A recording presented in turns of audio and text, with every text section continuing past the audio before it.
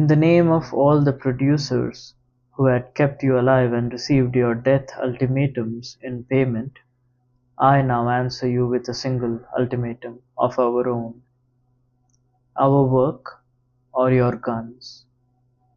You can choose either, you can't have both. We do not initiate the use of force against others, or submit to force at their hands. If you desire ever again to live in an industrial society, it will be on our moral terms. Our terms and our motive power are the antithesis of yours. You have been using fear as your weapon, and have been bringing death to man as his punishment for rejecting your morality. We offer him life as reward for accepting ours.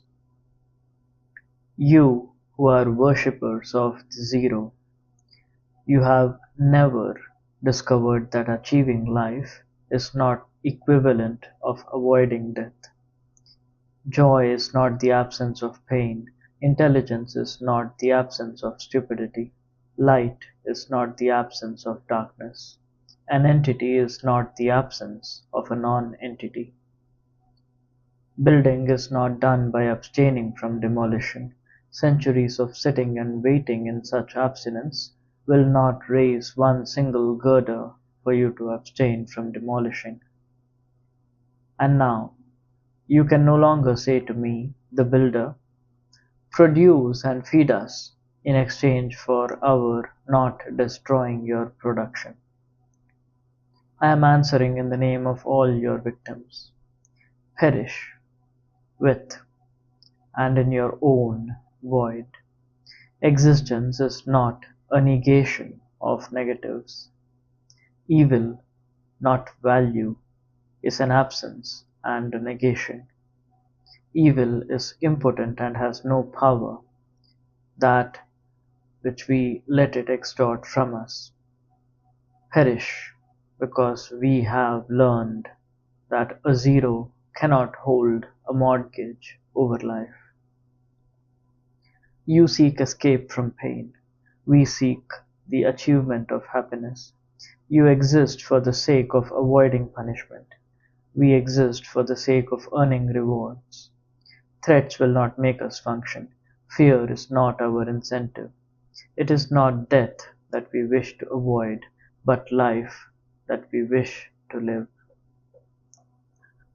You who have lost the concept of the difference, you who claim that fear and joy are incentives of equal power, and secretly add that fear is the more practical, you do not wish to live, and only fear of death still holds you to the existence you have damned. You dart in panic through the trap of your days, looking for the evil you have closed, running from a pursuer you dare not name, to a terror you dare not acknowledge, and the greater your terror, the greater your dread of the only act that could save you, thinking. The purpose of your struggle is not to know, not to grasp, or name or hear the thing. I shall now state to your hearing that yours is the morality of death. Death is the standard of your values. Death is your chosen goal, and you have to keep running, since there is no escape from the pursuer who is out to destroy you, or from the knowledge that that pursuer is yourself. Stop running for once. There is no place to run. Stand naked, as you dread to stand, but as I see you, and take a look at what you dared to call a moral code. Damnation is the start of your morality. Destruction is its purpose, means and end. Your code begins by damning man as evil, that demands that he practice a good which it defines as impossible for him to practice. It demands as his first proof of virtue, that he accept his own depravity without proof. It demands that he start not with a standard of value, but with a standard of evil, which is himself, by means of which he is then to define the good. The good is that which he is not. It does not matter who then becomes the profiteer on his renounced glory and tormented soul, a mystic god with some incomprehensible design, or any passer-by whose rotting sores are held as some inexplicable claim upon him. It does not matter. The good is not for him to understand. His duty is to crawl through years of penance, atoning for the guilt of his existence, to any stray collector of unintelligible debts. His only concept of a value is a zero. The good is that which is non-man. The name of this monstrous absurdity is original sin. A sin without violation is a slap at morality, and an insolent contradiction in terms. That which is outside the possibility of choice is outside the province of morality. If man is evil by birth, he has no will, no power to change it. If he has no will, he can neither be good nor evil. A robot is amoral. To hold, as man's sin, a fact not open to his choice is a mockery of morality. To hold man's nature as his sin is a mockery of nature. To punish him for a crime he committed before he was born is a mockery of justice. To hold him guilty in a matter where no innocence exists is a mockery of reason. To destroy morality, nature, justice, and reason by means of a single concept is a feat of evil hardly to be matched. Yet that is the root of your code. Do not hide behind that cowardly evasion that man is born with free will, but with a tendency to evil. A free will saddled with a tendency is like a game with loaded dice. It forces man to struggle through the effort of playing, to bear responsibility and pay for the game. But the decision is weighted in favor of a tendency that he has no power to escape. If the tendency is of his choice, he cannot possess it at birth. If it is not of his choice, his will is not free. What is the nature of the guilt that your teachers call his original sin? What are the evils man acquired when he fell from a state they consider perfection? Their myth declares that he ate the fruit of the tree of knowledge. He acquired a mind and became a rational being. It was the knowledge of good and evil. He became a mortal being. He was sentenced to earn his bread by his labor. He became a productive being. He was sentenced to experience desire.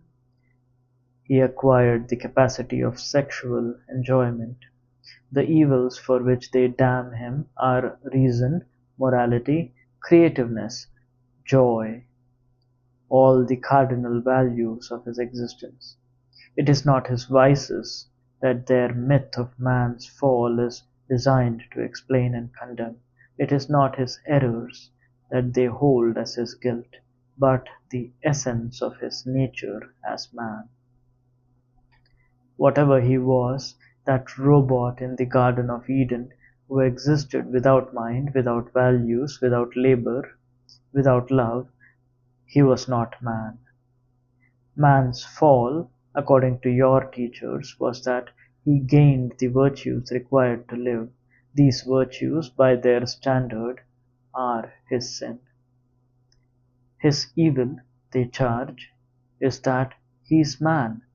His guilt, they charge, is that he lives. They call it a morality of mercy and a doctrine of love for man. No, they say, they do not preach that man is evil. The evil is only that alien object, his body. No, they say they do not wish to kill him. They only wish to make him lose his body. They seek to help him. They say against his pain, and they point at the torture rack to which they have tied him, the rack with two wheels that pull him in opposite directions, the rack of the doctrine that splits his soul and body. They have cut man in two, setting one half against the other.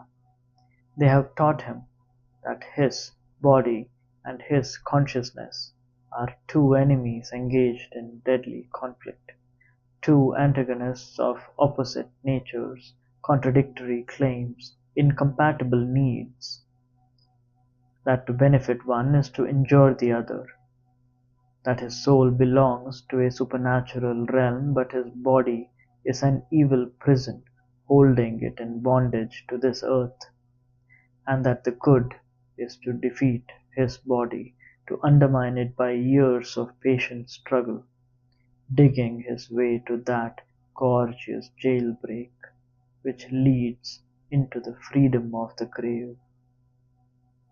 They have taught man that he is a hopeless misfit, made of two elements, both symbols of death. A body without a soul is a corpse. A soul without a body is a ghost. Yet such is their image of man's nature, the battleground of a struggle between a corpse and a ghost. A corpse endowed with some evil volition of its own, and a ghost endowed with the knowledge that everything known to man is non-existent, that only the unknowable exists. Do you observe what human faculty that doctrine was designed to ignore? It was man's mind that had to be negated in order to make him fall apart.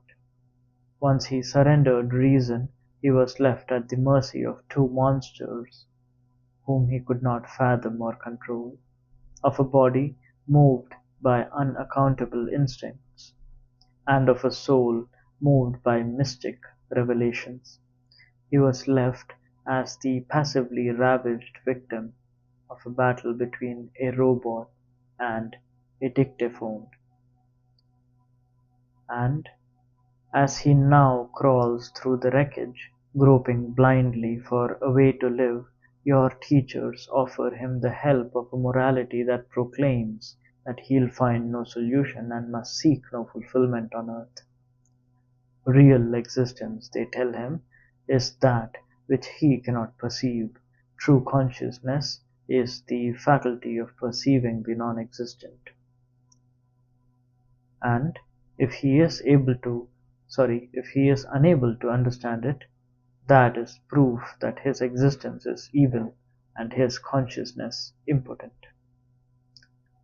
As products of the split between man's soul and body, there are two kinds of teachers of the morality of death: the mystics of spirit and the mystics of muscle, whom you call the spiritualists and the materialists, those who believe in consciousness without existence, and those who believe in existence without consciousness. Both demand the surrender of your mind, one to their revelation, the other to their reflexes. No matter how loudly they posture in the roles of irreconcilable antagonists, their moral codes are alike, and so are their aims.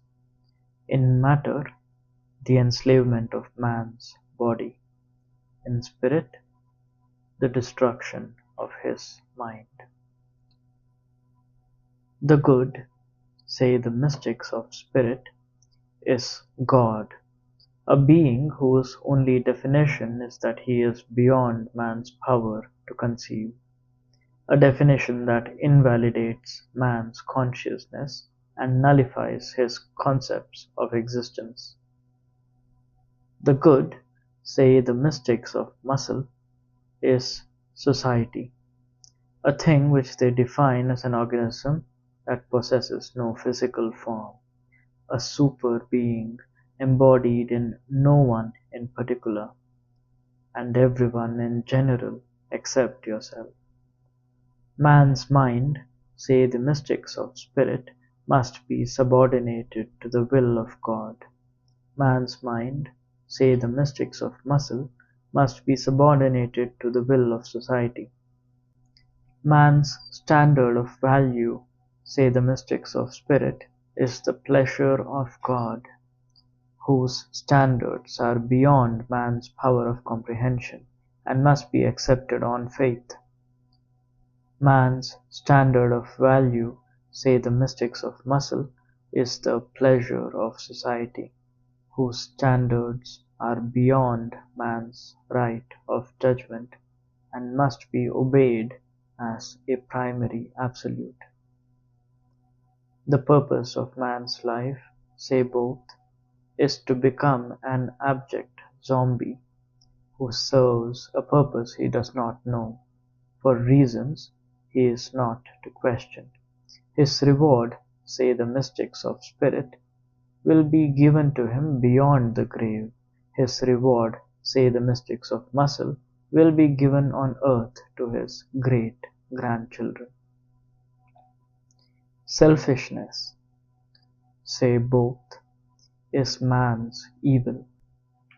Man's good, say both, is to give up his personal desires, to deny himself, renounce himself, surrender. Man's good is to negate the life he lives, sacrifice.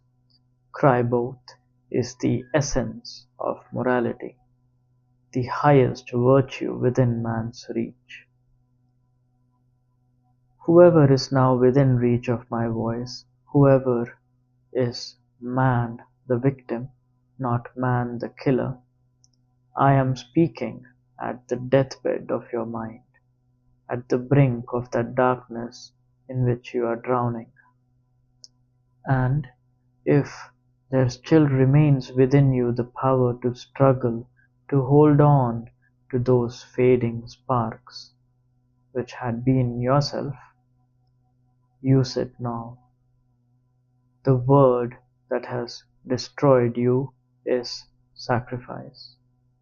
Use the last of your strength to understand its meaning. You are still alive. You have a chance. Sacrifice does not mean the rejection of the worthless, but of the precious. Sacrifice does not mean the rejection of the evil for the sake of the good, but of the good for the sake of the evil. Sacrifice is the surrender of that which you value in favor of that which you don't. If you exchange a penny for a dollar, it's not a sacrifice. If you exchange a dollar for a penny, it is. If you achieve the career you wanted after years of struggle, it is not a sacrifice. If you then renounce it for the sake of a rival, it is. If you own a bottle of milk and gave it to your starving child, it is not sacrifice. If you give it to your neighbor's child and let your own die, it is. If you give money to help a friend, it is not a sacrifice. If you give it to a worthless stranger, it is. If you give your friend a sum you can afford, it is not a sacrifice. If you give him money at the cost of your own discomfort, it is. Only a partial virtue according to this sort of moral standard. If you give him money at the cost of disaster to yourself, that is the virtue of sacrifice in full. If you renounce all personal desire and dedicate your life to those you love, you do not achieve full virtue. You still retain a value of your own, which is your love. If you devote your life to random strangers, it is an act of greater virtue. If you devote your life to serving men you hate, that is the greatest of the virtues you can practice. A sacrifice is the surrender of a value. Full sacrifice is the full surrender of all values. If you wish to achieve full virtue, you must seek no gratitude in return for your sacrifice.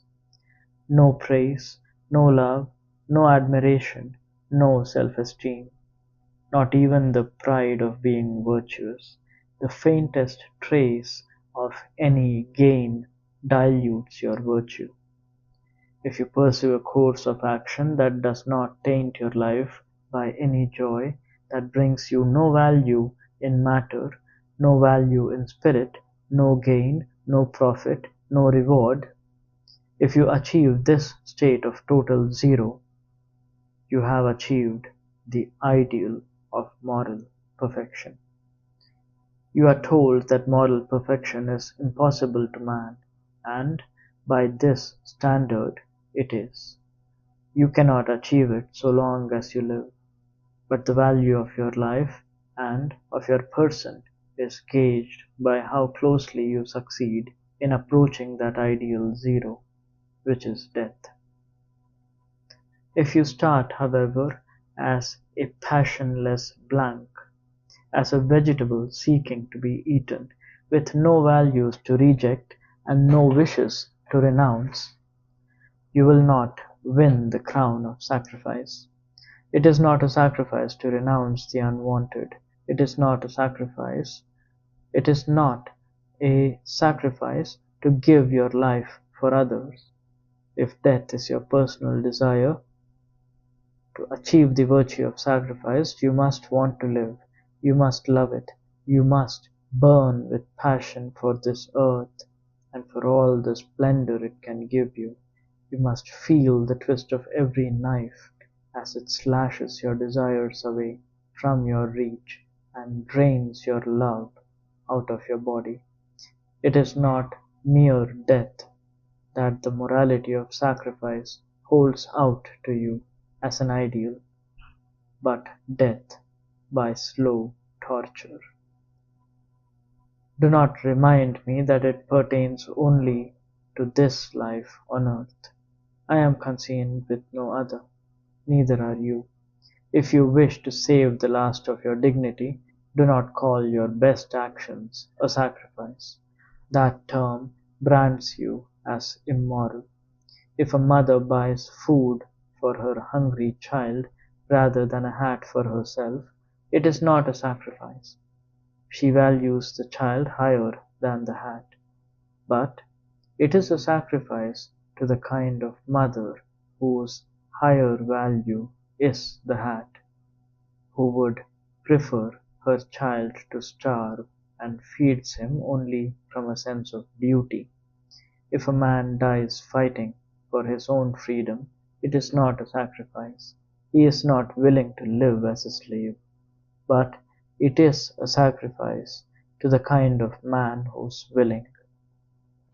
If a man refuses to sell his convictions, it is not a sacrifice, unless he is the sort of man who has no convictions. Sacrifice could be proper only for those who have nothing to sacrifice, no values, no standards, no judgment, those whose desires are irrational whims, blindly conceived and lightly surrendered. For a man of moral stature, whose desires are born of rational values, sacrifice is the surrender of the right to the wrong, of the good to the evil.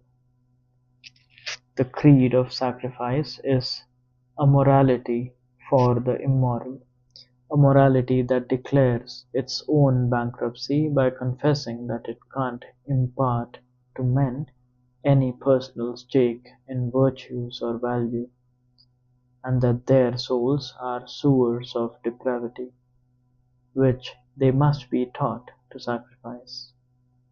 By his own confession, it is impotent to teach men to be good, and can only subject them to constant punishment.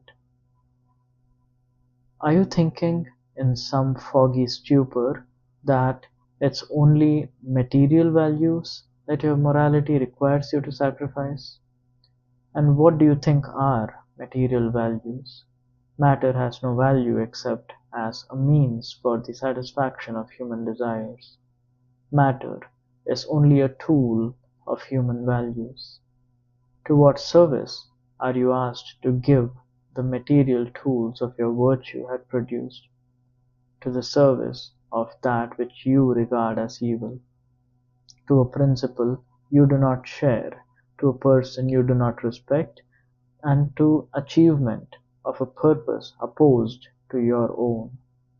Else your gift is not a sacrifice. Your morality tells you to renounce the material world and to divorce your values from matter. A man whose values are given no expression in material form, whose existence is unrelated to his ideals, whose actions contradict his convictions, is a cheap little hypocrite.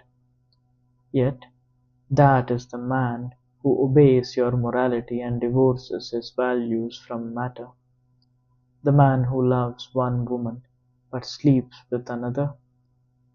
The man who admires the talent of a worker but hires another. The man who considers one cause to be just but donates his money to the support of another. The man who holds high standards of craftsmanship but devotes his effort to the production of trash. These are the men who have renounced matter, the men who believe that the values of their spirit cannot be brought into material reality. Do you say it is the spirit that such men have renounced? Yes, of course. You cannot have one without the other. You are an indivisible entity of matter and consciousness. Renounce your consciousness and you become a brute. Renounce your body and you become a fake. Renounce the material world and you surrender it to evil. And that is precisely the goal of your morality, the duty that your code demands of you. Give to that which you do not enjoy. Serve that which you do not admire. Subject to that which you consider evil. Surrender the world to the values of others. Deny, reject, renounce yourself. Yourself is your mind. Renounce it and you become a chunk of meat ready for any cannibal to swallow. It is your mind that they want you to surrender. All those who preach the creed of sacrifice, whatever their tags or their motives, whether they demand it for the sake of your soul or of your body, whether they promise you another life in heaven or a full stomach on this earth. Those who start by saying, "It is selfish to pursue your own wishes, you must sacrifice them to the wishes of others," end up by saying, "It is selfish to uphold your convictions, you must sacrifice them to the conviction of others." This much is true. The most selfish of all things is the independent mind that recognizes no authority higher than its own, and no value higher than its judgment of truth. You are asked to sacrifice your intellectual integrity, your logic, your reason, your standard of truth, in favor of becoming a prostitute whose standard is the greatest good for the greatest number. If you search your code for guidance, for an answer to the question, "What is the good?" the only answer you will find is, "The good of others." The good is whatever others wish, Whatever you feel, they wish, or whatever you feel, they ought to feel. The good of others is a magic formula that transforms anything into gold, a formula to be recited as a guarantee of moral glory and as a fumigator of any action, even the slaughter of a continent. Your standard of virtue is not an object, not an act, not a principle, but an intention. You need no proof, no reasons, no success. You need not achieve, in fact, the good of others. All you need to know is that your motive was the good of others, not your own. Your only definition of the good is a negation. The good is the non-good for me. Your code, which boasts that it upholds eternal, absolute, objective moral values and scorns the conditional, the relative, and the subjective, your code hands out as its version of the absolute the following rule of moral conduct: if you wish it, it's evil. If others wish it, it's good. If the motive of your action is your welfare, don't do it. If the motive is the welfare of others, then anything goes. As this double-jointed, double-standard morality splits you in half, so it splits mankind into two enemy camps. One is you, the other is all the rest of humanity. You are the only outcast who has no right to wish to live. You are the only servant, the rest are the masters. You are the only giver, the rest are takers. You are the eternal debtor, the rest are the creditors never to be paid off. You must not question their right to your sacrifice, or the nature of their wishes and their needs. Their right is conferred upon them by a negative, by the fact that they are non-you.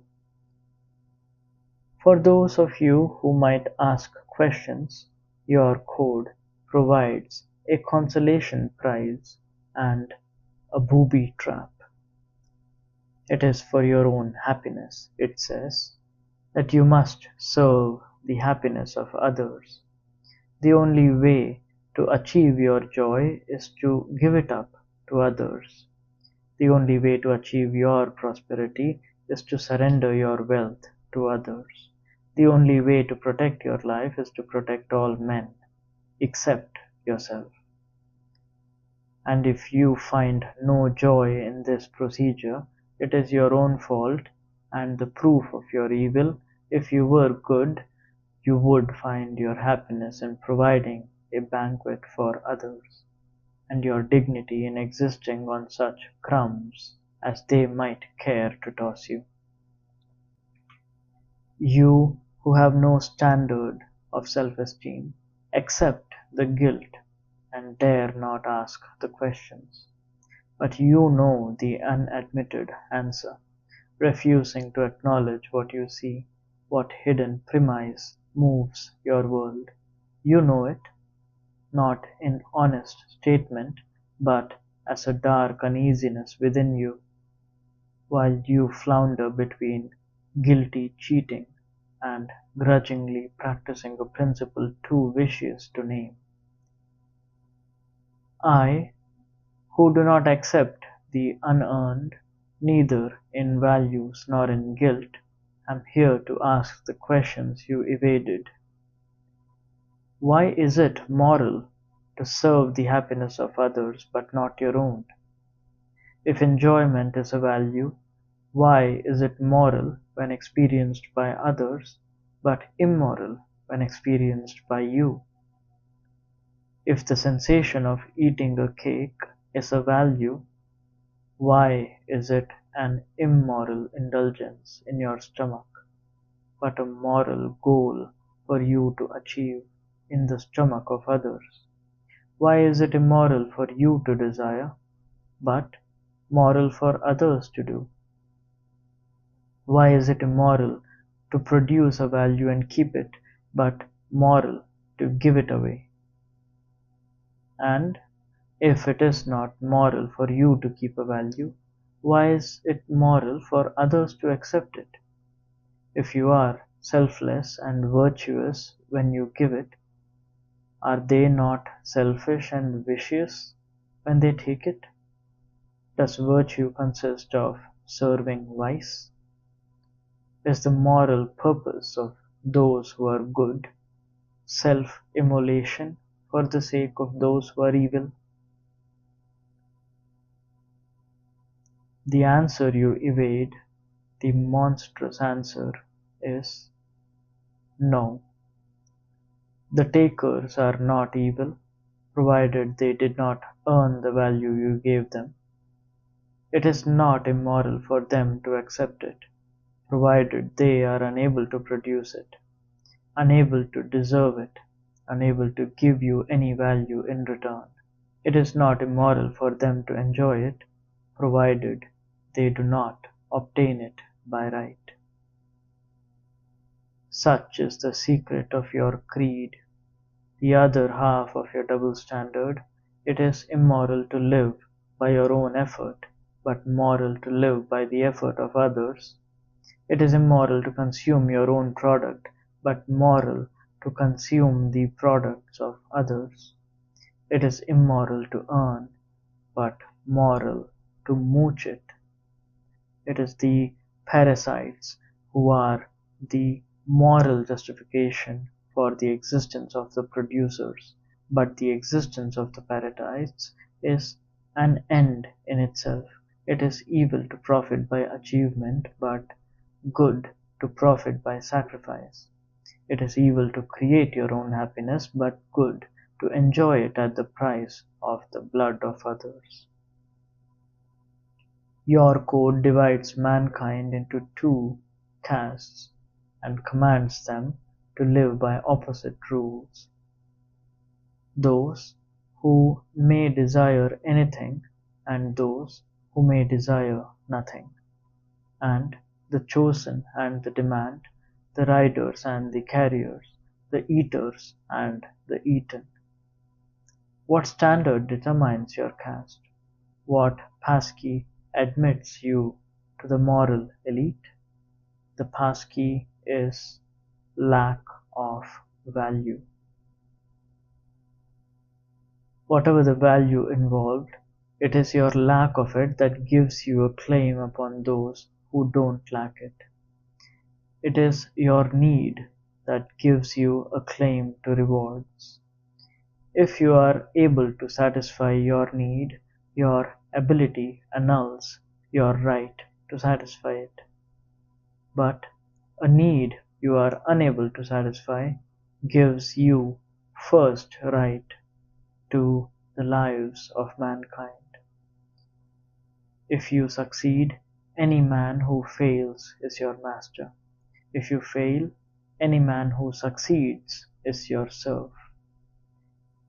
Whether your failure is just or not, whether your wishes are rational or not, whether your misfortune is undeserved or the result of your vices, it is misfortune that gives you a right to rewards.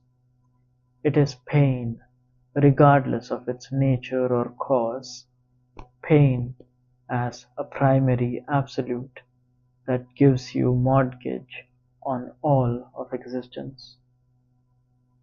If you heal your pain by your own effort, you receive no moral credit.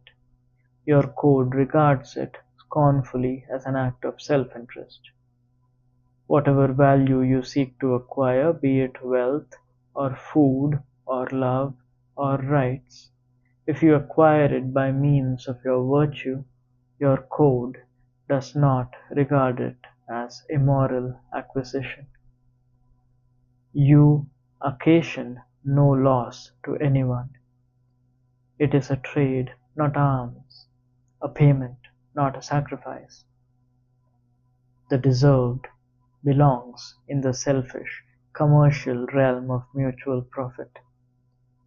It is only the undeserved that calls for that moral transaction which consists of profit to one at the price of disaster to the other. To demand rewards for your virtue is selfish and immoral. It is your lack of virtue that transforms your demand into a moral right,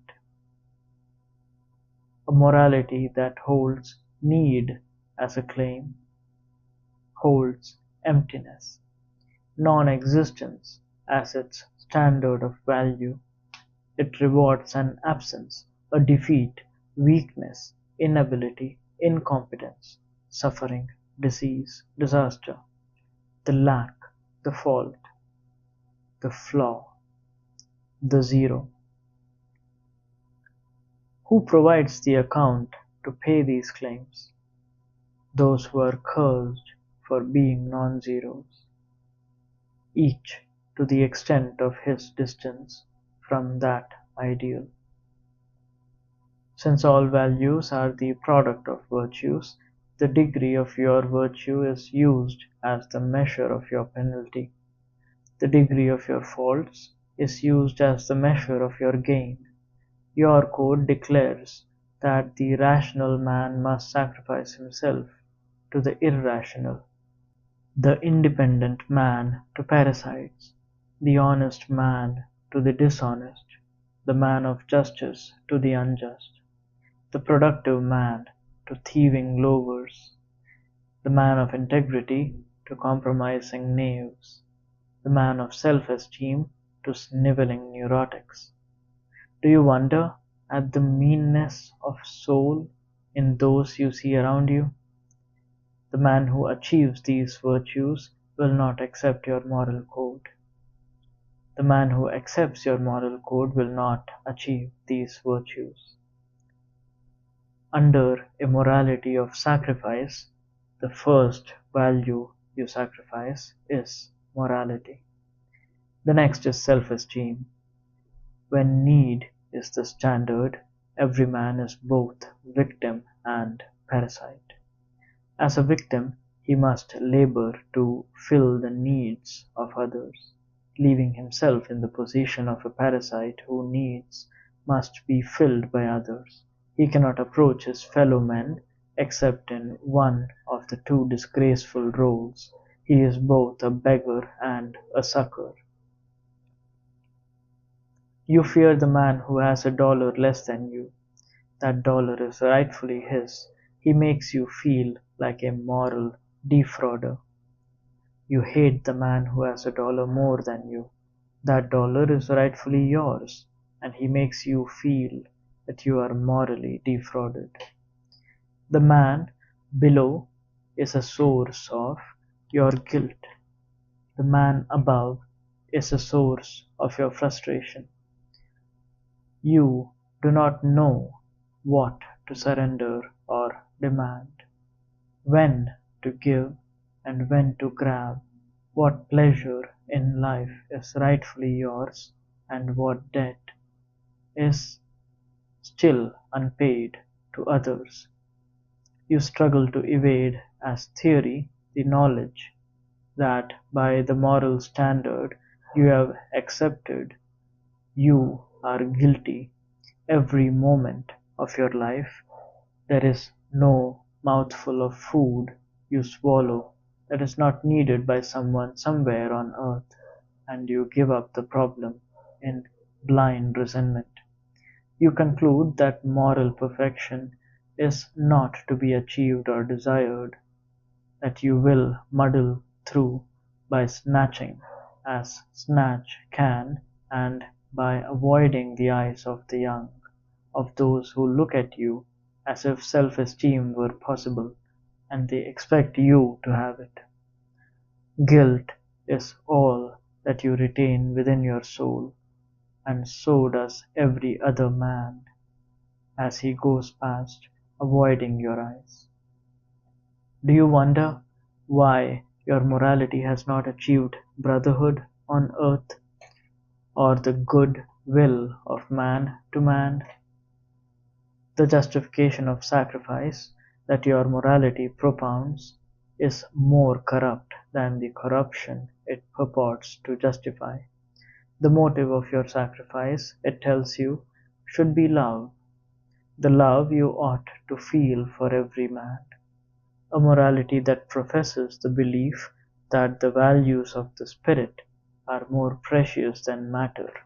A morality that teaches you to scorn a whore who gives her body indiscriminately to all men.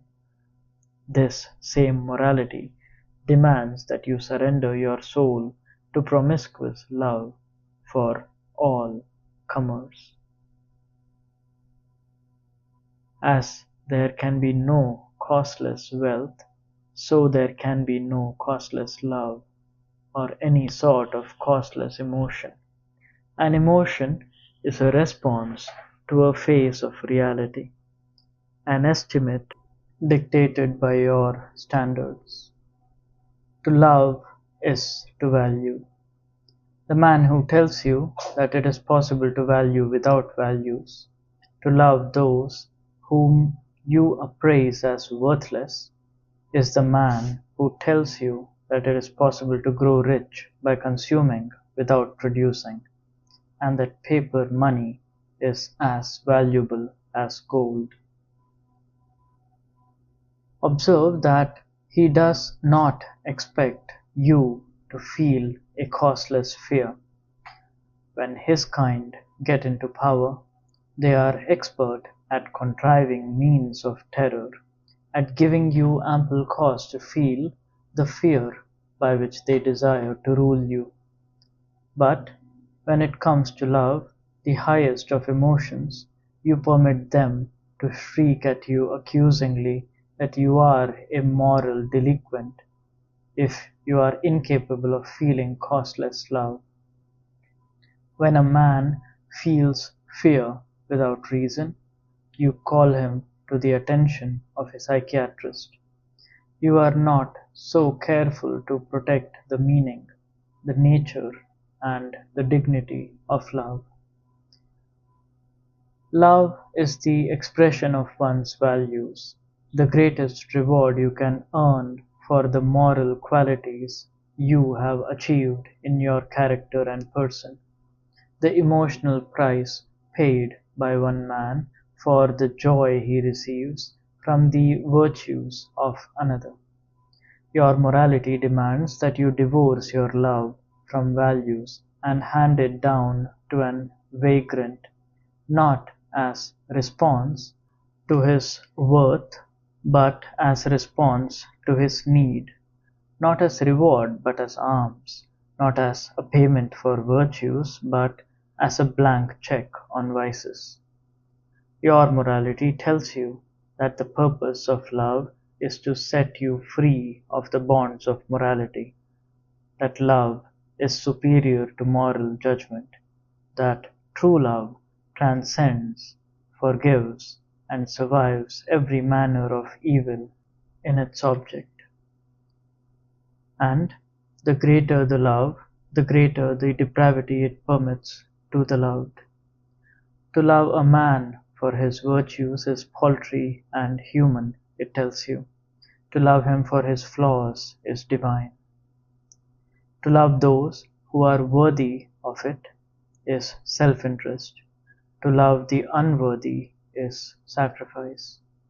You owe your love to those who don't deserve it, and the less they deserve it, the more love you owe them, the more loathsome the object, the nobler your love, the more unfastidious your love, the greater the virtue. And if you can bring your soul to the state of a dump heap that welcomes anything on equal terms, if you can cease to value moral values, you have achieved the state of moral perfection. Such is the morality of sacrifice, and such are the twin ideals it offers: to refashion the life of your body in the image of a human stockyard, and the life of your spirit in the image of a dump. Such was your goal, and you have reached it. Why do you now moan complaints about man's impotence and the futility of human aspirations? Because you were unable to prosper by seeking destruction? Because you were unable to find joy by worshipping pain? Because you were unable to live by holding death as your standard of value? The degree of your ability to live was the degree to which you broke your moral code, yet you believe that those who preach it are friends of humanity. You damn yourself and dare not question their motives or their goals. Take a look at them now when you face your last choice. And if you choose to perish, do so with full knowledge of how cheaply so small an enemy has claimed your life. The mystics of both schools who preach the creed of sacrifice are germs that attack you through a single sore: your fear of relying on your mind. They tell you that they possess a means of knowledge higher than the mind, a mode of consciousness superior to reason, like a special pull with some bureaucrat of the universe who gives them secret tips withheld from others. The mystics of spirit declare that they possess an extra sense of you lack. This special sixth sense consists of contradicting the whole of the knowledge of your five. The mystics of muscle do not bother to assert any claim to extrasensory perception. They merely declare that your senses are not valid, and that their wisdom consists of perceiving your blindness by some manner of unspecified means. Both kinds demand that you invalidate your own consciousness and surrender yourself into their power. They offer you, as proof of their superior knowledge, the fact that they assert the opposite of everything you know, and, as proof of their superior ability to deal with existence, the fact that they lead you to misery, self-sacrifice, starvation, destruction.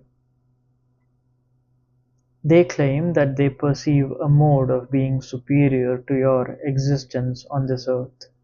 The mystics of spirit call it another dimension, which consists of denying dimensions. The mystics of muscle call it the future, which consists of denying the present. To exist is to possess identity. What identity are they able to give their superior realm? They keep telling you what it is not, but never tell you what it is. All their identifications consist of negating.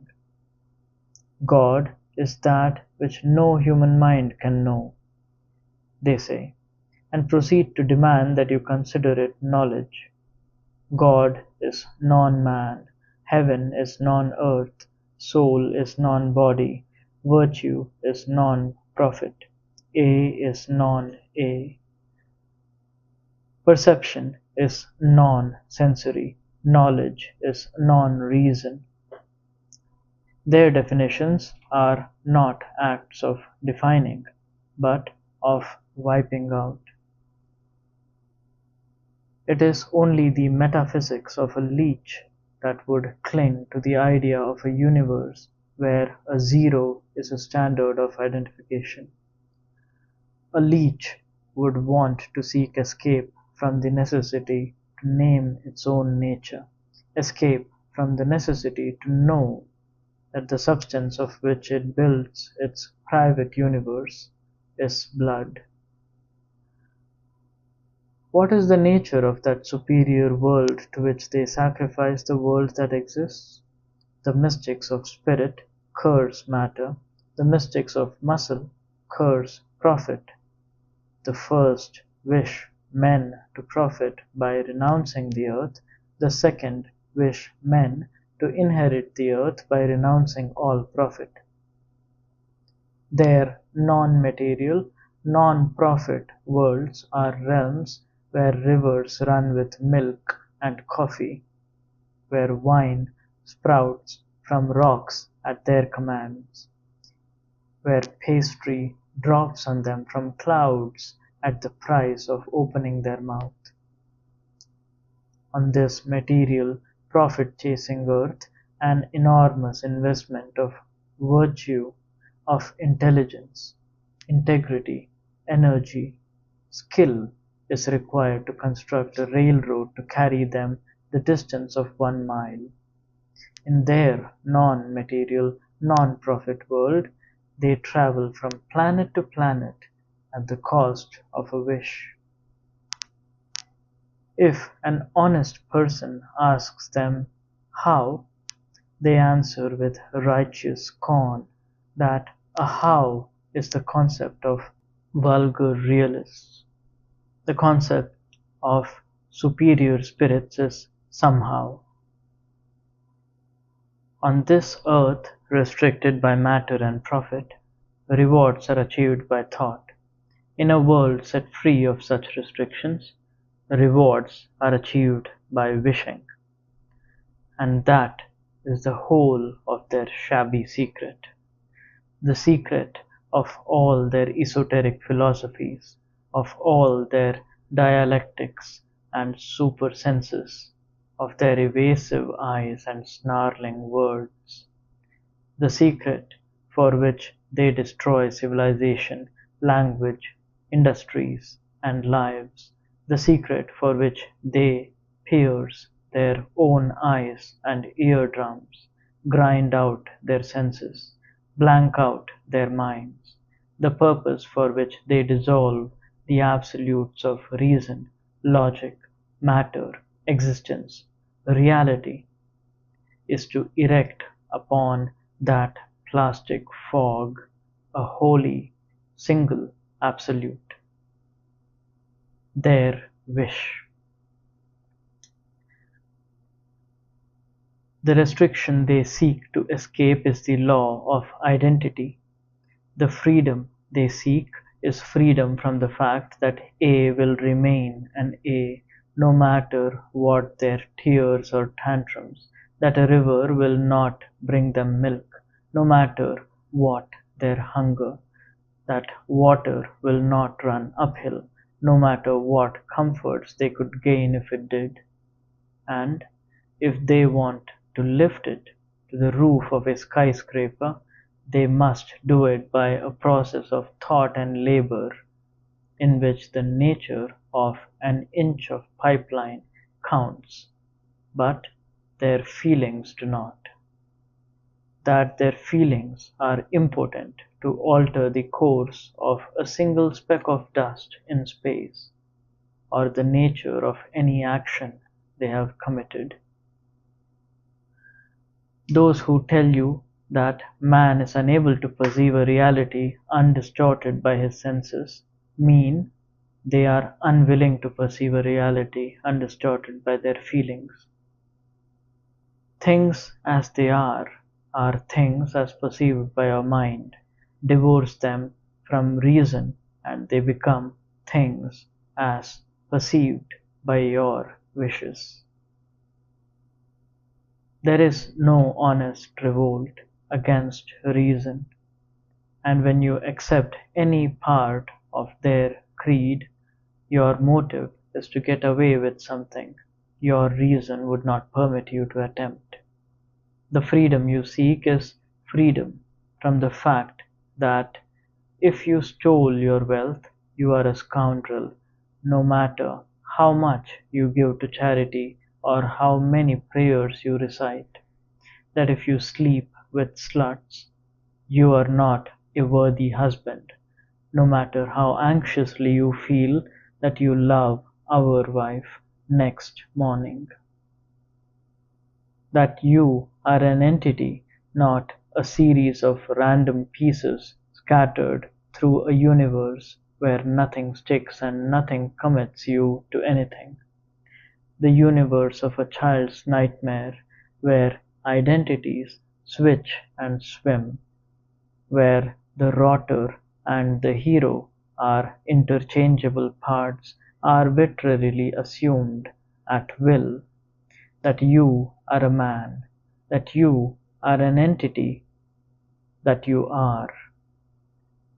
No matter how eagerly you claim that the goal of your mystic wishing is a higher mode of life, the rebellion against identity is the wish for non-existence. The desire not to be anything is the desire not to be. Your teachers, the mystics of both schools, have reversed causality in their consciousness, then strive to reverse it in existence. They take their emotions as a cause, and their mind as a passive effect. They make their emotions their tool for perceiving reality. They hold their desires as an irreducible primary, as a fact superseding all facts. An honest man does not desire until he has identified the object of his desire. He says, "It is, therefore I want it." They say, "I want it, therefore it is." They want to cheat the axiom of existence and consciousness. They want their consciousness to be an instrument not of perceiving, but of creating existence, and existence to be not the object, but the subject of their consciousness. They want to be that God they created in their image and likeness, who creates a universe out of a void by means of an arbitrary whim. But reality is not to be cheated. What they achieve is the opposite of their desire. They want an omnipotent power over existence. Instead, they lose the power of the consciousness. By refusing to know, they condemn themselves to the horror of a perpetual unknown. Those irrational wishes that draw you to their creed, those emotions you worship as an idol, on whose altar you sacrifice the earth, that dark, incoherent passion within you, which you take as the voice of God or of your glands, is nothing more than the corpse of your mind, an emotion that clashes with your reason. An emotion that you cannot explain or control is only the carcass of that stale thinking which you forbade your mind to revise. Whenever you committed the evil of refusing to think and to see, of exempting from the absolute reality some one small wish of yours, whenever you chose to say, "Let me withdraw from the judgment of reason the cookies I stole, or the existence of God, let me have my one irrational whim and I will be a man of reason about all else," that was the act of subverting your consciousness, the act of corrupting your mind. Your mind then became a fixed jury, who takes orders from a secret underworld, whose verdict distorts the evidence to fit an absolute it dare not touch. And a censored reality is the result, a splintered reality where the bits you choose to see are floating among the chasms of those you didn't, held together by that embalming fluid of the mind which is an emotion exempted from thought. The links you strive to drown are casual connections. The enemy you seek to defeat is the law of causality. It permits you no miracles. The law of causality is the law of identity applied to action. All actions are caused by entities. The nature of an action is caused and determined by the nature of the entities that act. A thing cannot act in contradiction to its nature.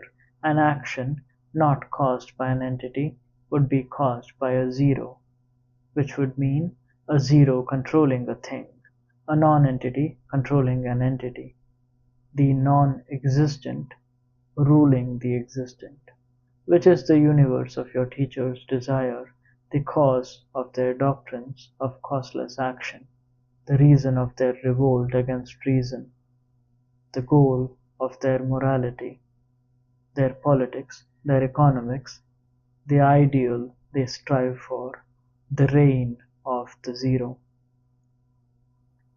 The law of identity does not permit you to have your cake and eat it too. The law of causality does not permit you to eat your cake before you have it. But if you drown both laws in the blanks of your mind, if you pretend to yourself and to others that you don't see, then you can try to proclaim your right to eat your cake today and mine tomorrow. You can preach that the way to have a cake is to eat it first, before you bake it. That the way to produce is to start by consuming. That all wishers have an equal claim to all things, since nothing is caused by anything. The corollary of the causeless in matter is the unearned in spirit. Whenever you rebel against causality, your motive is the fraudulent desire, not to escape it, but worse, to reverse it. You want unearned love, as if love, the effect you could give you personal value. The cause, you want unearned admiration, as if admiration, the effect, could give you virtue. The cause, you want unearned wealth, as if wealth, the effect, could give you ability. The cause, you plead for mercy, mercy, not justice, as if an unearned forgiveness could wipe out the cause of your plea. And to indulge your ugly little shams, you support the doctrines of your teachers, while they run hog-wild proclaiming that spending, the effect, creates riches, the cause, that machinery, the effect, creates intelligence, the cause, that your sexual desires, the effect, create your philosophical values, the cause.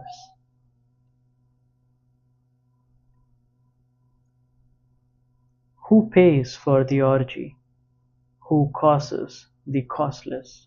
Who are the victims condemned to remain unacknowledged and to perish in silence, lest their agony disturb your pretense that they do not exist?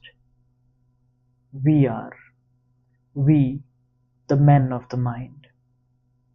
We are the cause of all the values that you covet. We who perform the process of thinking, which is the process of defining identity and discovering causal connections. We taught you to know, to speak, to produce, to desire, to love. You who abandon reason, were it not for us who preserve it, you would not be able to fulfill or even to conceive your wishes.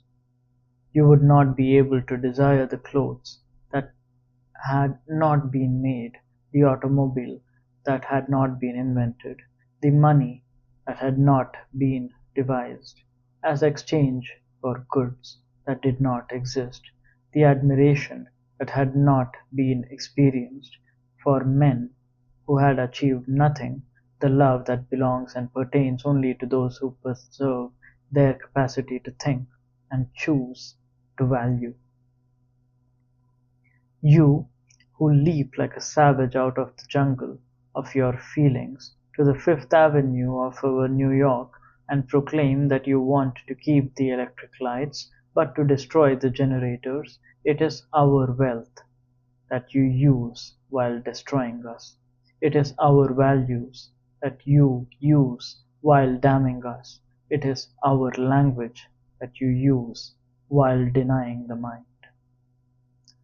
Just as your mystics of spirit invented their heaven in the image of our earth, omitting our existence, and promised you rewards created by miracle out of non-matter, so your modern mystics of muscle omit our existence, and promise you a heaven where matter shapes itself of its own costless will into all the rewards desired by your non-mind.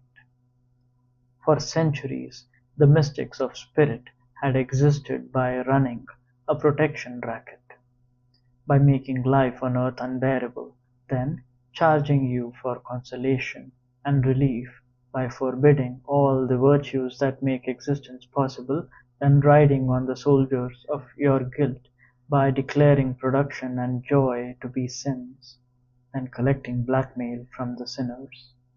We, the men of the mind, were the unnamed victims of their creed, we who were willing to break their moral code and to bear damnation for the sin of reason, we who thought and acted while they wished and prayed, we who were moral outcasts, we who were bootleggers of life when life was held to be a crime, while they basked in moral glory for the virtue of surpassing material greed and of distributing in selfless charity the material goods produced by blank out.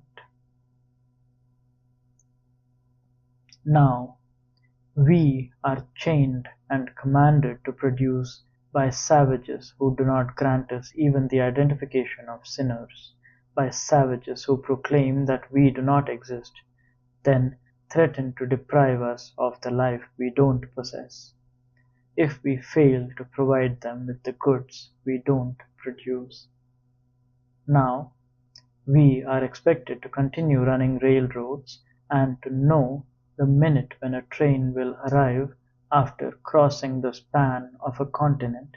We are expected to continue running steel mills and to know the molecular structure of every drop of metal in the cables of your bridges and in the body of airplanes that support you in mid-air, while the tribes of your grotesque little mystics of muscle fight over the carcass of our world, gibbering in sounds of non-language that there are no principles, no absolutes, no knowledge, no mind.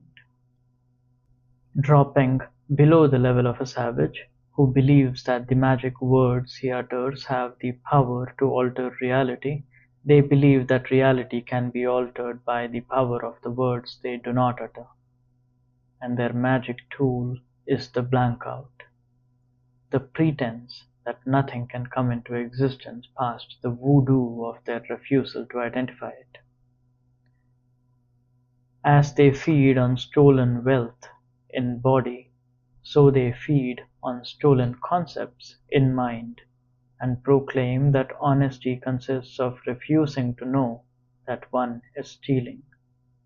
As they use effects while denying causes, so they use our concepts while denying the roots and the existence of the concepts they are using.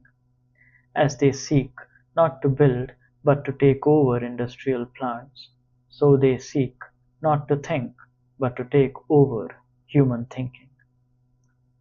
As they proclaim that the only requirement for running a factory is the ability to turn the cranks of the machines and blank out the question of who created the factory, so they proclaim that there are no entities, that nothing exists but motion, and blank out the fact that motion presupposes the thing which moves, that without the concept of entity there can be no such concept as motion.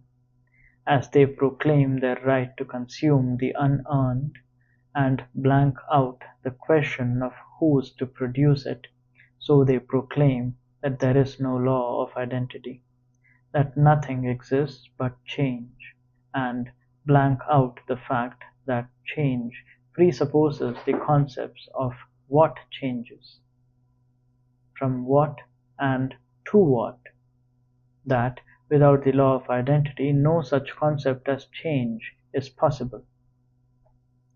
As they rob an industrialist while denying his value, so they seek to seize power over all of existence while denying that existence exists. We know that we know nothing, they chatter, blanking out the fact that they are claiming knowledge. They are not absolutes, they chatter, blanking out the fact that they are uttering an absolute. You cannot prove that you exist or that you are conscious, they chatter, blanking out the fact that proof presupposes existence, consciousness, and a complex chain of knowledge, the existence of something to know, of a consciousness able to know it, and of a knowledge that has learned to distinguish between such concepts as the proved and the unproved. When a savage who has not learned to speak declares that existence must be proved, he is asking you to prove it by means of non-existence. When he declares that your consciousness must be proved, he is asking you to prove it by means of unconsciousness. He is asking you to step into a void outside of existence and consciousness to give him proof of both. He is asking you to become a zero, gaining knowledge about a zero. When he declares that an axiom is a matter of arbitrary choice and he doesn't choose to accept the axiom that he exists, he blanks out the fact that he has accepted it by uttering that sentence. That the only way to reject it is to shut one's mouth, expound no theories, and die. An axiom is a statement that identifies the base of knowledge and of any further statement pertaining to that knowledge, a statement necessarily contained in all others, whether any particular speaker chooses to identify it or not. An axiom is a proposition that defeats its opponents by the fact that they have to accept it and use it in the process of any attempt to deny it. Let the caveman who does not choose to accept the axiom of identity try to present his theory without using the concept of identity or any concept derived from it. Let the anthropoid who does not choose to accept the existence of nouns try to devise a language without nouns, adjectives, or verbs. Let the witch doctor who does not choose to accept the validity of sensory perception try to prove it without using the data he obtained by sensory perception. Let the head hunter who does not choose to accept the validity of logic try to prove it without using logic. Let the pygmy who proclaims that a skyscraper needs no foundation after it reaches its 15th story yank the base from under his building, not yours. Let the cannibal who snarls that the freedom of man's mind was needed to create an industrial civilization, but is not needed to maintain it, be given an arrowhead and bearskin, not a university chair of economics. Do you think they are taking you back to dark ages? They are taking you back to darker ages than any your history has known. Their goal is not the era of pre-science, but the era of pre-language.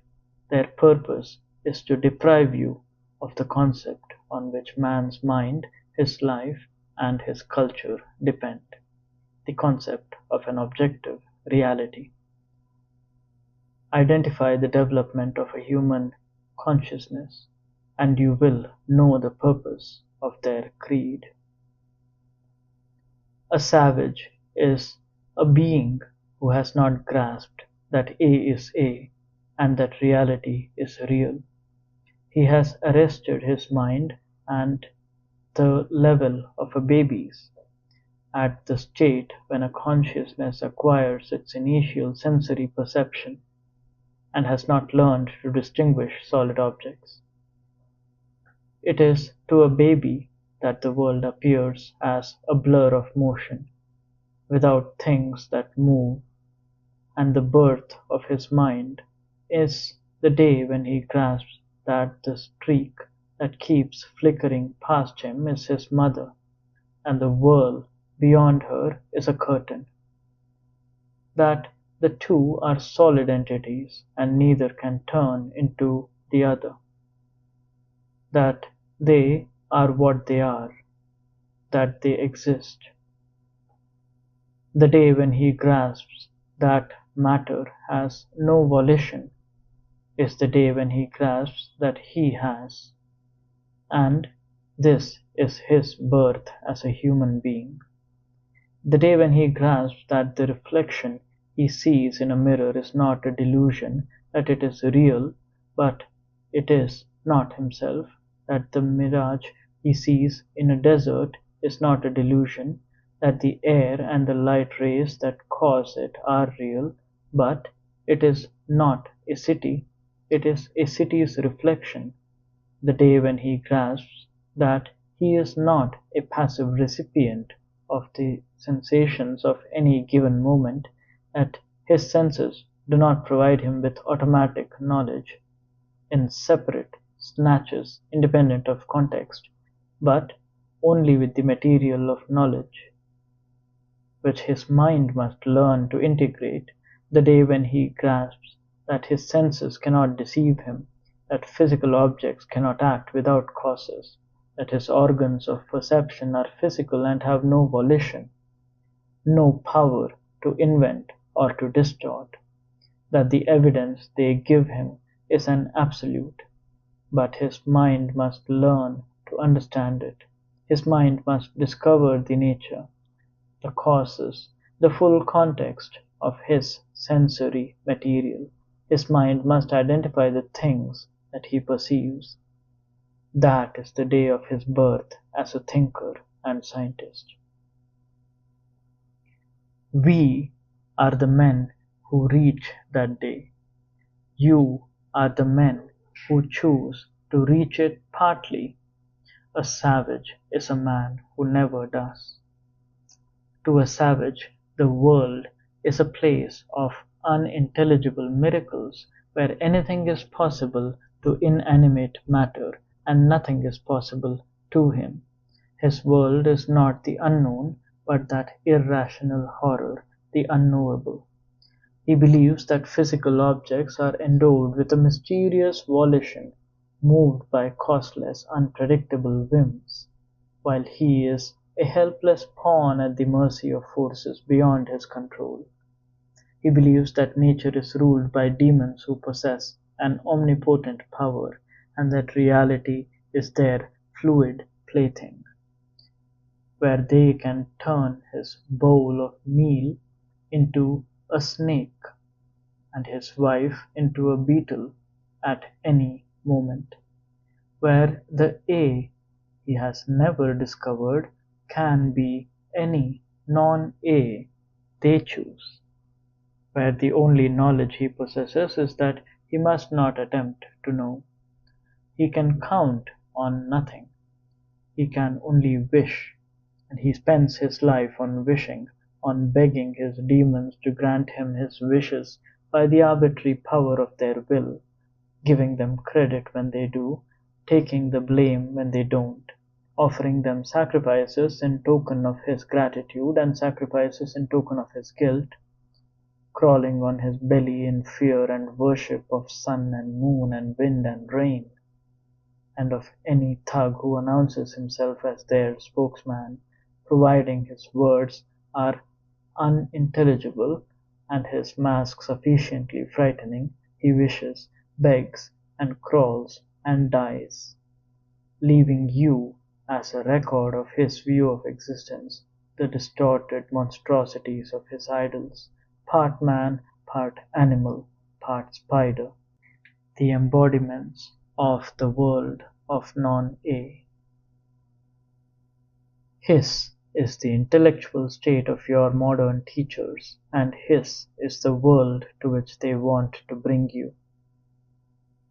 If you wonder by what means they propose to do it, walk into any college classroom, and you will hear your professors teaching your children that man can be certain of nothing, that his consciousness has no validity whatever, that he can learn no facts and no laws of existence, that he is incapable of knowing an objective reality.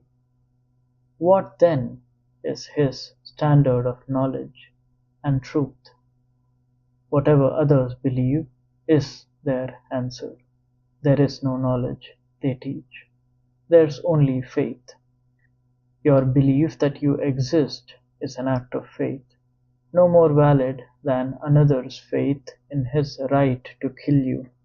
The axioms of science are an act of faith, no more valid than a mystic's faith in revelations. The belief that electric light can be produced by a generator is an act of faith, no more valid than the belief that it can be produced by a rabbit's foot on the first of the moon. Truth is whatever people want it to be, and people are everyone except yourself. Reality is whatever people choose to say it is. There are no objective facts. There are only people's arbitrary wishes.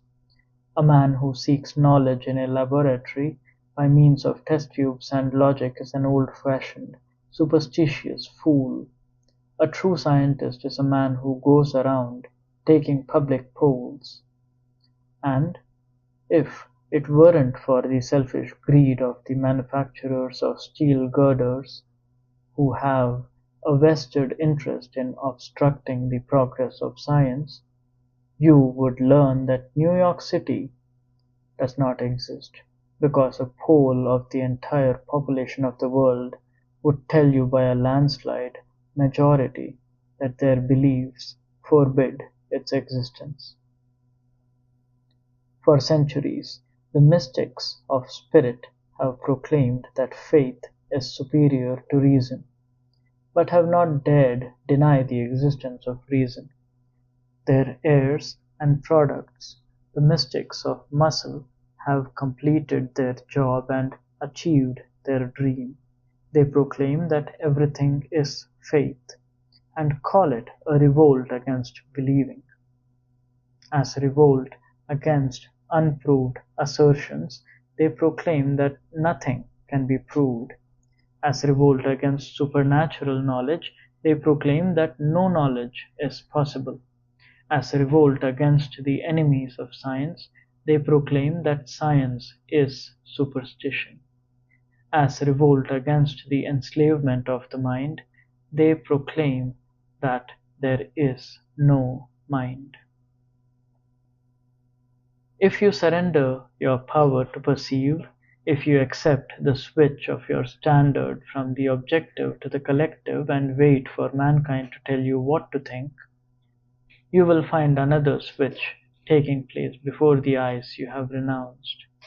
You will find that your teachers become the rulers of the collective, and if then you refuse to obey them, protesting that they are not the whole of mankind, they will answer, "By what means do you know that we are not?" "Are, brother?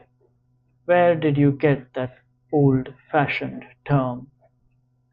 If you doubt that such is their purpose, observe with what passionate consistency the mystics of muscle are striving to make you forget that a concept such as mind has ever existed.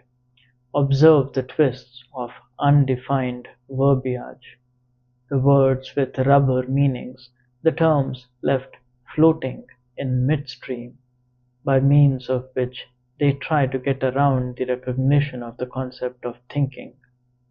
Your consciousness, they tell you, consists of reflexes, reactions, experiences, urges, and drives, and refuse to identify the means by which they acquired that knowledge, to identify the act they are performing, while they tell it or the act you are performing when you listen. Words have the power to consider you, they say, and refuse to identify the reason why words have the power to change your blank out. A student reading a book understands it through a process of blank out. A scientist working on an invention is engaged in the activity of blank out. A psychologist helping a neurotic to solve a problem and untangle a conflict does it by means of blank out. An industrialist blank out. There is no such person. A factory is a natural resource, like a tree, a rock, or a mud puddle. The problem of production, they tell you, has been solved and deserves no study or concern. The only problem left for your reflexes is to solve is now the problem of distribution. Who solved the problem of production? Humanity, they answer. What was the solution? The goods are here. How did they get here? Somehow. What caused it? Nothing has causes. They proclaim that every man born is entitled to exist without labor, and the laws of reality to the contrary notwithstanding, is entitled to receive his minimum subsistence, his food, his clothes, his shelter, with no effort on his part, as his due and his birthright. To receive it from whom? Blank out. Every man, they announce, owns an equal share of the technological benefits created in the world. Created by whom? Blank out. Frantic cowards who posture as defenders of industrialists now define the purpose of economics as an adjustment between the unlimited desires of men and the goods supplied in limited quantity. Supplied by whom? Blank out. Intellectual hoodlums who pose as professors shrug away the thinkers of the past by declaring that their social theories were based on the impractical assumption that man was a rational being, but since men are not rational, they declare, there ought to be established a system that will make it possible for them to exist while being irrational, which means while defying reality. Who will make it possible? Blank out. Any stray mediocrity rushes into print with plans to control the production of mankind, and whoever agrees or disagrees with his statistics, no one questions his right to enforce his plans by means of a gun. Enforce on whom? Blank out. Random females with costless incomes titter on trips around the globe and return to deliver the message that the backward peoples of the world demand a higher standard of living. Demand of whom? Blank out. And to forestall any inquiry into the cause of the difference between a jungle village and New York City, they resort to the ultimate obscenity of explaining man's industrial progress: skyscrapers, cable bridges, power motors, railroad trains, by declaring that man is an animal who possesses an instinct of tool making. Did you wonder what is wrong with the world? You are now seeing the climax of the creed of the uncaused and unearned. All your gangs of mystics, of spirit or muscle, are fighting one another for power to rule you, snarling that love is the solution for all the problems of your spirit, and that a whip is the solution for all the problems of your body. You who have agreed to have no mind, granting man less dignity than they grant to cattle, ignoring what an animal trainer could tell them, that no animal can be trained by fear, that a tortured elephant will trample its torturer, but will not work for him or carry his burdens. They expect man to continue to produce electronic tubes, supersonic airplanes, atom-smashing engines, and interstellar telescopes, with his ration of meat for reward, and a lash on his back for incentive. Make no mistake about the character of mystics. To undercut your consciousness has always been their only purpose throughout the ages, and power, the power to rule you by force, has always been their only lust. From the rites of the jungle, which doctors, which distorted reality into grotesque absurdities, stunted the minds of their victims and kept them in terror of the supernatural for stagnant stretches of centuries, to the supernatural doctrines of the Middle Ages, which kept men huddling on the mud floors of their hovels, in terror that the devil might steal the soup they had worked 18 hours to earn, to the steady little smiling professor who assures you that your brain has no capacity to think, that you have no means of perception and must blindly obey the omnipotent will of the supernatural force.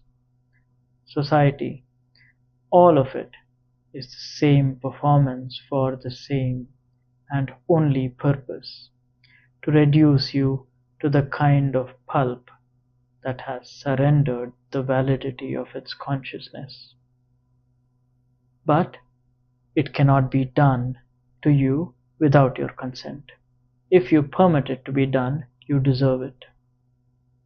When you listen to a mystic's harangue on the impotence of the human mind and begin to doubt your consciousness, not his, when you permit your precariously semi-rational state to be shaken by any assertion and decide it is safer to trust his superior certainty and knowledge, the joke is on both of you. Your sanction is the only source of certainty he has. The supernatural power that a mystic dreads, the unknowable spirit he worships, the consciousness he considers omnipotent, is yours. A mystic is a man who surrendered his mind at his first encounter with the minds of others. Somewhere in the distant reaches of his childhood, when his own understanding of reality clashed with the assertions of others, with their arbitrary orders and contradictory demands, he gave in to so craven a fear of independence that he renounced his rational faculty. At the crossroads of the choice between I know and they say, he chose the authority of others. He chose to submit rather than to understand, to believe rather than to think. Faith in the supernatural begins as faith in the superiority of others. His surrender took the form of the feeling that he must hide his lack of understanding, that others possess some mysterious knowledge of which he alone is deprived, that reality is whatever they want it to be, through some means forever denied to him. From then on, afraid to think, he is left at the mercy of unidentified feelings. His feelings become his only guide, his only remnant of personal identity. He clings to them with ferocious possessiveness, and whatever thinking he does is devoted to the struggle of hiding from himself that the nature of his feelings is terror. When a mystic declares that he feels the existence of a power superior to reason, he feels it all right, but that power is not an omniscient super spirit of the universe. It is the consciousness of any passer-by to whom he has surrendered his own. A mystic is driven by the urges to impress, to cheat, to flatter, to deceive, to force that omnipotent consciousness of others. They are his only key to reality.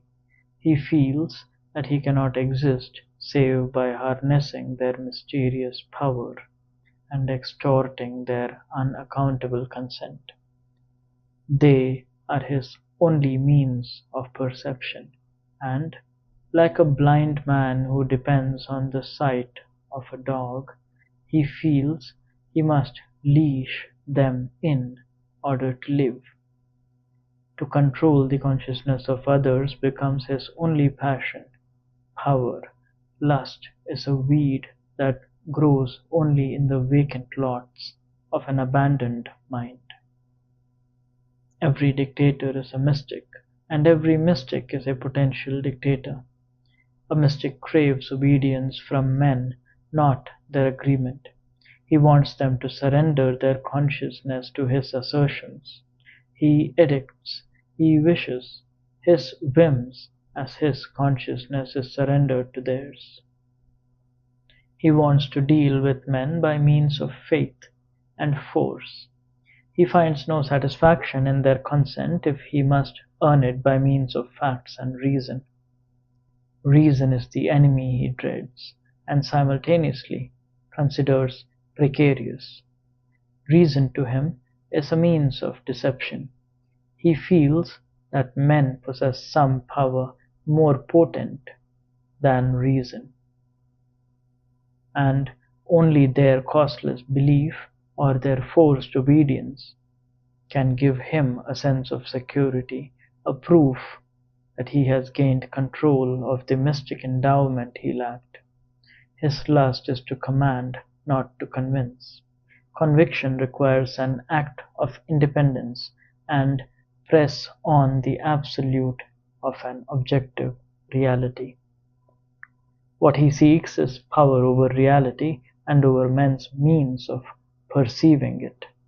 Their mind, the power to interpose his will between existence and consciousness, as if by agreeing to fake the reality he orders them to fake, men would, in fact, create it. Just as the mystic is a parasite in matter, those who expropriate the wealth created by others, just as he is a parasite in spirit who plunders the ideas created by others, so he falls below the level of a lunatic who creates his own distortion of reality, to the level of a parasite of lunacy who seeks a distortion created by others. There is only one state that fulfills the mystic's longing for infinity, non-causality, non-identity: death. No matter what unintelligible causes he ascribes to his incommunicable feelings, whoever rejects reality rejects existence, and the feelings that move him from then on are hatred for all the values of man's life, and lust for all the evils that destroy it. A mystic relishes the spectacle of suffering, of poverty, subservience, and terror. These give him a feeling of triumph, a proof of the defeat of rational reality, but no other reality exists. No matter whose welfare he professes to serve, be it the welfare of God or of that disembodied gargoyle he describes as the people, no matter what ideal he proclaims in terms of some supernatural dimension. In fact, in reality, on earth, his ideal is death. His craving is to kill. His only satisfaction is to torture. Destruction is the only end that the mystic's creed has ever achieved, as it is the only end that you see them achieving today, and if the ravages wrought by their acts have not made them question their doctrines, if they profess to be moved by love, yet are not deterred by piles of human corpses, it is because the truth about their souls is worse than the obscene excuse you have allowed them, the excuse that the end justifies the means, and that the horrors they practice are means to nobler ends. The truth is that those horrors are their ends. You, who are depraved enough to believe that you could adjust yourself to a mystic's dictatorship and could please him by obeying his orders, there is no way to please him. When you obey, he will reverse his orders. He seeks obedience for the sake of obedience and destruction for the sake of destruction. You, who are craven enough to believe that you can make terms with a mystic by giving in to his extortions, there is no way to buy him off. The bribe he wants is your life. As slowly, as fast as you are willing to give it in. And the monster he seeks to bribe is the hidden blank out in his mind, which drives him to kill in order not to learn that the death he desires is his own. You, who are innocent enough to believe that the forces let loose in your world today are moved by greed for material plunder, the mystics' scramble for spoils is only a screen to conceal from their mind the nature of their motive. Wealth is a means of human life, and they clamor for wealth in imitation of living beings, to pretend to themselves that they desire to live, but their swinish indulgence is plundered luxury, is not enjoyment, it is escape. They do not want to own your fortune, they want you to lose it. They do not want to succeed, they want you to fail. They do not want to live, they want you to die. They desire nothing, they hate existence, and they keep running, each trying not to learn that the object of his hatred is himself. You, who have never grasped the nature of evil, you, who describe them as misguided idealists, may the God you invented forgive you. They are the essence of evil, they, those anti-living objects who seek by devouring the world to fill their selfless zero of their soul. It is not your wealth that they are after. Theirs is a conspiracy against the mind, which means against life and man. It is a conspiracy without leader or direction, and the random little thugs of the moment who cash in on the agony of one land or another are chance scum, riding the torrent from the broken dam of the sewer of centuries, from the reservoir of hatred for reason, for logic, for ability, for achievement, for joy, stored by every whining anti-human who ever preached the superiority of the heart over the mind. It is a conspiracy of all those who seek not to live, but to get away with living, those who seek to cut just one small corner of reality and are drawn by feeling to all the others who are busy cutting other corners, a conspiracy that unites the links of evasion, all those who pursue a zero as a value, the professor who, unable to think, takes pleasure in crippling the mind of his students, the businessman who, to protect his stagnation, takes pleasure in chaining the ability of competitors, the neurotic who, to defend his self-loathing, takes pleasure in breaking men of self-esteem, the incompetent who takes pleasure in defeating achievement, the mediocrity who takes pleasure in demolishing greatness, the eunuch who takes pleasure in the castration of all pleasure, and all their intellectual munition makers,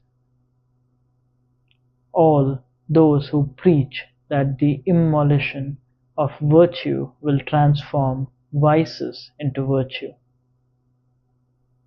Death is the premise at the root of their theories. Death is the goal of their actions in practice, and you are the last of their victims.